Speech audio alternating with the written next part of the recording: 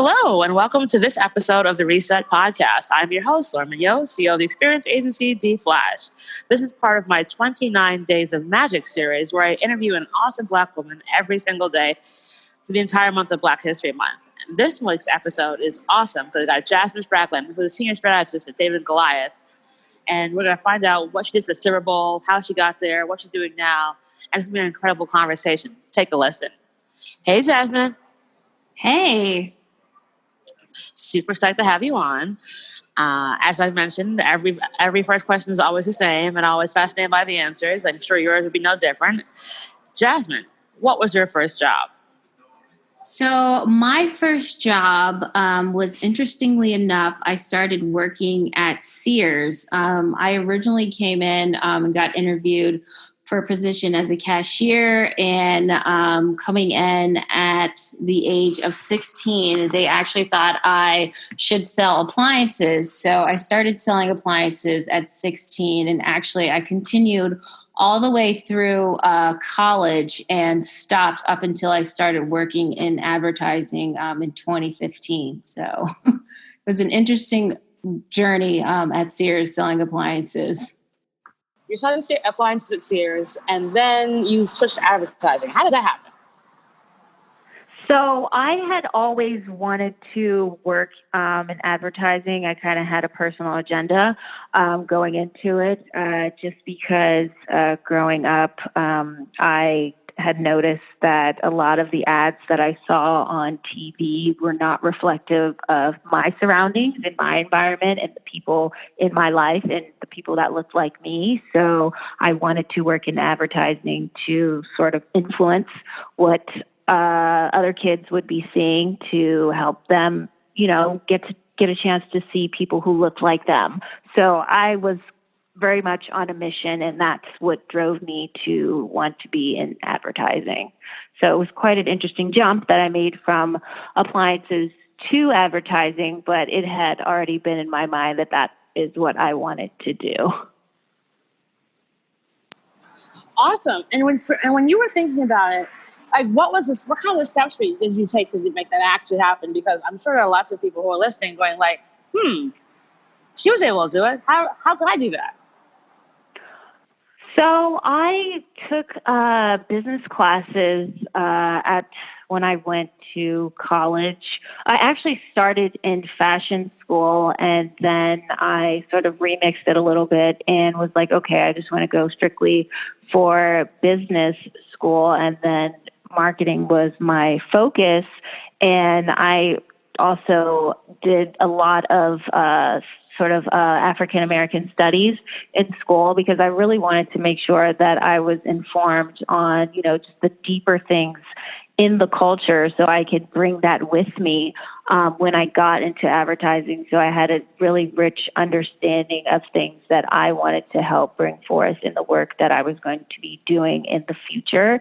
So just really finding my passion points in school and sort of applying that with the things that I needed to do to get my degree sort of helped me get to the point that I wanted to be at when it came to working in advertising. Awesome. So you had a plan and you actually executed upon it. Like, that's fantastic. So how did you end up at David and Goliath?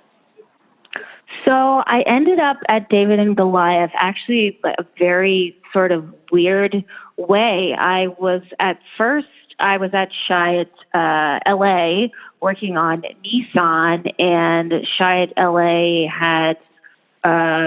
we had lost the majority of the Nissan business, at which point I went to New York, and I went to New York with the Nissan business. I ended up moving back to LA, went to a very small shop working on transportation, and got a random email from a recruiter at David and Goliath. And she was like, hey, I checked out your LinkedIn. Would you want to come in for an interview? And I was like, sure, why not? The name really stuck out to me just because, like, growing up, I went to a religious school. So having come from a background where it's like, oh, David and Goliath, I've heard the story my whole life. Right, exactly. So it's like, this is a sign. So I went, did my interview. I actually ended up meeting and interviewing with the president on the first day, which apparently never really happens. And meeting her, I was able to like get very transparent with her because she's a woman. And I was just so blown away. Like, wow, this is pretty awesome. And after that, it was history, and it's been really great being there. And one of the things about David and Goliath is the notion of being brave, which sort of ties back into the story of David and Goliath. But it really is true because it has pushed me so far out of my comfort zone, even coming from another agency, and also moving to New York and moving back. All of those things did push me, but being at David and Goliath has pushed me in different ways, and that sort of showed up in the Super Bowl spot, because the work that I did, the strategic work that sort of led to the spot, was a result of me being brave. I was like, I want to try something differently in how we're getting to the work. And I did it, and I went for it. I was like, I don't know what the heck this is going to produce, but I'd like to do a video of audience sound bites that we're getting in research and combine it with some music. I don't know. This is weird, but this is what I like to do. So let's see what happens. And boom, we got a great piece of work, and it inspired the creatives to really dig deep and find a great story that I was like, wow, how did this happen? They were like, well, we got to really hear from the people that we are talking to. So, yeah. So awesome. So, what gave you the confidence to sort of be like, I'm going to bring this idea and let's go do it, and have the creators really dig in and see and listen to the customers? I think the confidence honestly came from the people in the focus group. So this was for a vehicle launch, the campaign that we did in the Super Bowl, and I was literally riding with this vehicle from the very beginning. And there was one group in particular in Philadelphia that I had pulled a lot of the sound bites from. And there were two individuals in that group who I ended up using their sound bites in the video that I created. And they were two young Black individuals. It was a young man and a young woman, and they talked about their personal stories and how they had overcome their own personal struggles, and they were around the same age that I was. So it really hit me, as in like, wow, like, first of all, what I'm doing truly matters, but at the same rate, like, I can relate to them. And also just like hearing their stories, I'm like, this is what I came here to do. So hearing them motivated me to just say, like, I'm not here to just sell people stuff. I had to go back to the very beginning and the reason why I wanted to get into advertising and what was fueling me to get through my workday at Sears. So it all sort of came full circle for me in that moment, and hearing them. And I was like, okay, I've got to do this, and I've got to do the thing that's true to me, because I love to create videos. And I knew that it was so non-traditional the way that I wanted to go about it, but it was so true to me, but also reflected the story and the authenticity that I wanted to pull out of what they were saying. So that's what pushed me to just go for it. Phenomenal. And so you end up with a Super Bowl campaign. How do you get your clients to be like, yep, so this is something that we should actually go ahead and launch the Super Bowl and tell us really impactful story using this NFL player? I believe that they said yes without hesitation. And even when we showed them the first cut, they were like, okay, no changes, which has never happened ever in Super Bowl history, that's literally unheard of. Yeah, it's so unheard of. And I think that was a result of the authenticity. That story was Josh's story. And like, when that work was done, it was done because the creatives sat with Josh and they were like, tell us your story. What do you want us to say? How do you want us to tell your story? And that goes right back to pulling those sound bites out of the focus groups, exactly what people were saying, their stories, and how they were saying it, how it was their words coming from them. And I felt like that authenticity just sort of trickled through the entire process, and it got to the clients, and they felt that authenticity. And I'm glad that they felt it, because whatever they felt, and I don't even know if they knew that it was true authenticity, but whatever it was, they were like, yes, this is it. No questions asked. Like, this feels right. And this feels on brand. This feels like what we want to do. And this also feels like this is true to his story. So it just, again, it was just like, from that point on, it just continued, just this through line of authenticity. And the end result was something that was true and authentic to each and every individual who was a part of it. So the people in the focus group, it was true to their story. It was true to Josh's story. And it was also true to the brand and where we're trying to go and what we're trying to represent with the brand currently. It's so awesome, and congratulations again. And we'll be putting a link to it in our show notes so people can take a look at the commercial again, because, it was just so unbelievably stirring. So now, getting back to you, what are some big challenges along the way as you started to build up your career? Because obviously, I'm sure it has not been a bed of roses. But tell me about a time when you had a challenge and how you've been able to overcome it and learn from it. I would say definitely trial and error has been the biggest way for me to overcome challenges. Just for the most part, it was kind of a shocker in the beginning coming into advertising, especially Chiat. Like, it's just a giant place, and then you walk in there with giant big eyes, and then all of a sudden you're kind of like slapped in the face with reality. Like, oh my God, there's literally nobody here who looks like me. And you're like, oh wait, there's one, there's two, there's three. So that was difficult at first, because I didn't know how to fully express myself or how to be. So it's kind of hard to sort of step into your workplace every day and not know how to be, which sounds very strange. But if you've been in that position, you can kind of understand what that's like. It's almost like learning how to walk all over again. So it was just a matter of like trial and error, because I also didn't have anyone who looked like me, an authority to sort of look to mirror to me what to do and how to be. So that in itself presented additional challenges as to like, how do I speak up, or how do I present my ideas, or how do I challenge something in a certain way.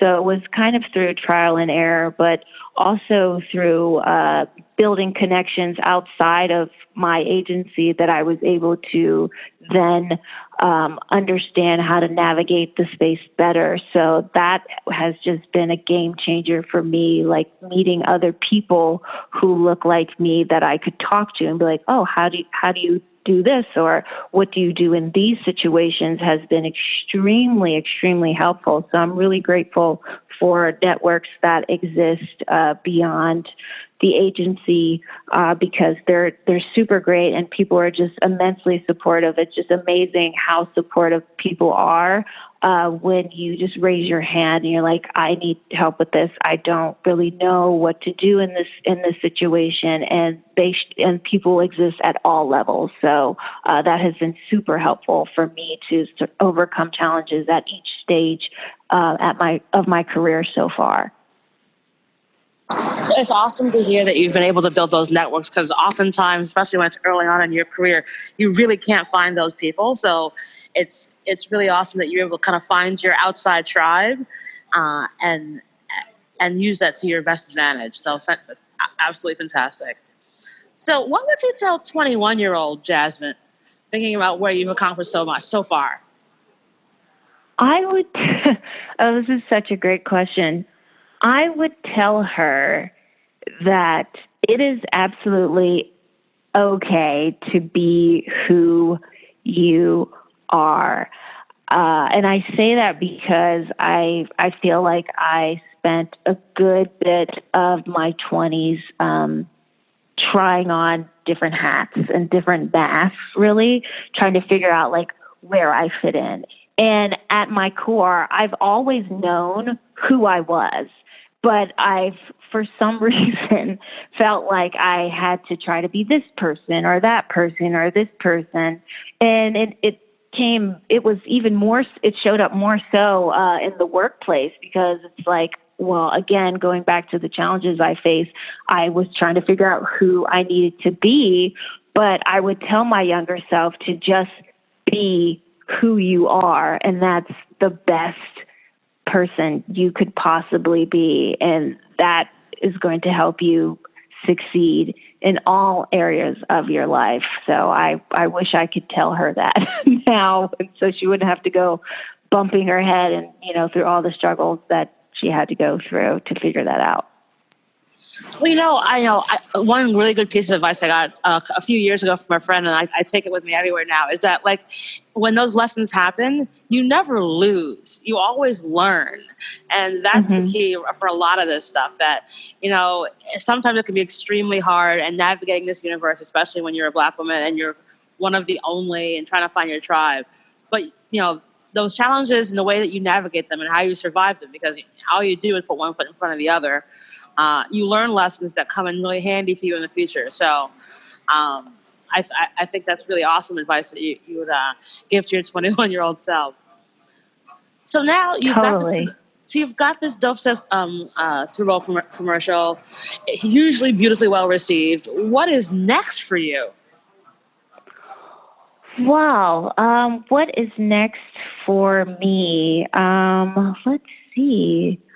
I think what's next for me is, so I'm working on another big project. I can't really talk too much about it because it's still kind of, very new, but it involves women and young girls. And again, it's again about that authenticity. So I think the next thing for me is going back to, again, why I started this journey in the first place, is representation. So making that more about being a Black woman or a young Black girl, and tying that back to interests. So this particular thing has to do a lot with, certain activities and stuff that, young girls aren't always celebrated for doing. So in the way that boys are. So again, I can't talk about it because it's like not fully fleshed out, but yeah, so it's exciting. So I feel like this is going to be the year of the girl. So I'll just say that. And so that's quite exciting. So that's what's coming next for me, is just celebrating womanhood at all levels and all aspects of womanhood for everyone. Exciting. I see Cannes Lion winning Grand Prix in your future, Jasmine, because you are phenomenal, and I am so impressed what you've been able to do at such a young age as a Black woman as a senior strategist. Like, I'm thoroughly impressed. So you do all this awesome, dope stuff. How do you take care of Jasmine? Like, what's your self-care routine? Oh, wow. So my self-care routine is my self-care routine begins with my animals, my puppy and my cat. They help. You have both. Wow. Yes. I have both. So I got my kitty for my puppy, who was quite depressed that I was working a lot. So it is the two of them and it is me. So they help keep me centered when I come home from like a crazy day. But other than that, it's definitely, it's it's exercise. It's my cycling class, my hour and 15-minute cycling class, which sounds crazy. It is quite crazy, but I love it. An hour and 15 minutes? Is this Soul Cycle, Flywheel, or Peloton, or something entirely different? It's actually Cycle House, and the teacher is absolutely amazing. He brings like a level of challenge to the class that just like it's so great. But he also brings inspiration, and he talks about like getting out of your head. And one thing that I do, and a lot of strategists do, is get in our heads. Like I'm in my head constantly. So being able to go there on Saturdays and do this workout for an hour and 15 minutes and to have somebody tell me to get out of my head is just, it's absolutely great because I'm able to be present, be on the bike, like kick my own ass and feel amazing. So that is one way that I take care of myself because it helps me connect back to myself and just not be so wrapped up in my head and what's going on and deadlines and this and that. And it's just like, wait, I've got to take a beat and just come back to myself in a way that I can just be present and in the moment. So that's one way. And then just being mindful and meditating has been a new thing, which has been quite a challenge because I do have some like attention ADD type behaviors, but it's understandable. Yeah. So it's been really, really great. So those have just been my new ways for 2020 to help take care of me, and it has just been already been producing great results so far. I'm so glad to hear that because I was worried. I'm like, this child's amazing. She probably doesn't sleep. So, so I am very glad to hear that you're prioritizing Jasmine. So the last part of 29 Days of Magic is we asked if there's a give or an ask that you'd like to send out to our audience. Is there something that you can offer up or something that you would request? And it could even just be like saying it into the universe or manifesting it. Let's see. I think, an ask. I think an ask that I would have for the collective universe would be to just, this is such a tricky question because I have so many requests, but I would say that it would be that we collectively take the time to speak to ourselves, like challenge ourselves to speak to ourselves, like more kindly, every day. Like if it's something small or just like, instead of saying, oh, that was so dumb, why did I do that? Just be a little bit more loving to ourselves, because I think that completely just starts to shift the paradigm in how we think about ourselves, but also like how we think about others. Because if we first think about how we talk to ourselves, it impacts how we talk and think about other people. So I would say that would be my ask, is that like we, talk to ourselves a little bit more kindly each day, or challenge ourselves too. I think it's a beautiful ask. And I think you're absolutely right. The more that we are kind to ourselves, if we start with ourselves first, we're going to end up being kinder to others. So you're dead on about that one. Definitely. Well, Jasmine, it's been an absolute delight having you on the show. And I'm going to drop all the links in our show notes so everyone can see that commercial again and find out more about you, because your future is so bright. I think we all need shades. But I can't wait to see where you go next. So thank you so very much. Yeah, thank you so much for having me. And thank you so much for doing this. I think this is incredibly awesome. Oh, thank you so much. And that is our show.